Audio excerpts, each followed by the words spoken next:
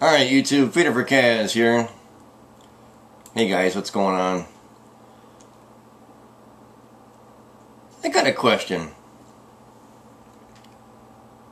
Why is it that with the Japanese nuclear crisis that's going on, why is everything a suspected thing?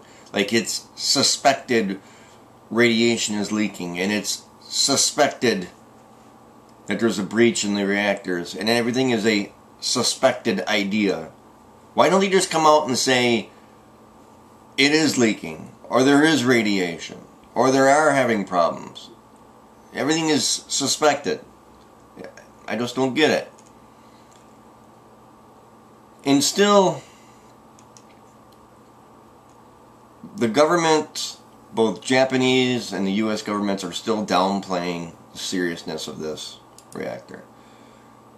In my last video, I talked about MOX fuel and how it comes from nuclear warheads and just the dangers of how much more serious that MOX fuel is. It's extremely, extremely dangerous. But, you know, there's going to be links underneath and a video clip at the end here that I really want you to pay attention to, and because no matter how hard they try to solve this situation, it just doesn't seem to be getting any better. And especially now that it's been, 15 days, things are really getting out of hand now. And I just find it amazing how they still talk about this thing, on a nuclear accident, the scale is 1 to 7. They're still talking about this thing being a level 5. I don't understand. How is it still just a level 5?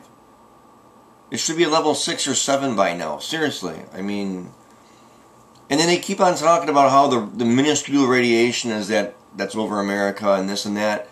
And this has been my point the whole time. It might be minuscule radiation, but the fact of the matter is that the source of the radiation hasn't been put to rest. That's a big factor. That's a very, very, very big factor. A very important factor.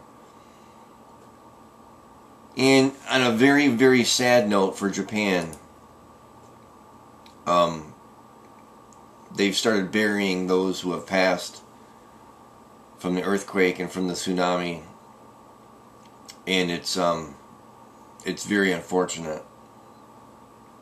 Here's an article and a very, very sad picture. They are simply putting the deceased basically in pine boxes, and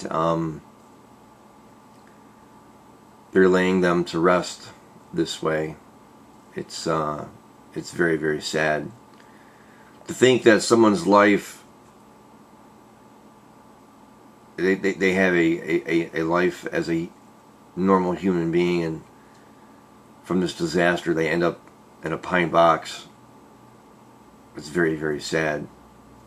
We want to turn right to physicist Michio Kaku this morning. Dr. Kaku, great to have you. And you heard just moments ago the Prime Minister calling this breach grave and serious. And as you know, Doctor, I was in Japan for days, and rarely did the Prime Minister come out in this way, apologizing and using those words. What does this tell you? This is huge. For the first time, they're using that dreaded word breach, meaning uncontrolled release of radiation into the environment. And remember that Unit 3, which is suspected to have the breach, contains plutonium. Plutonium is the most toxic chemical known to science. A speck of plutonium, a millionth of a gram, could cause cancer if it's ingested.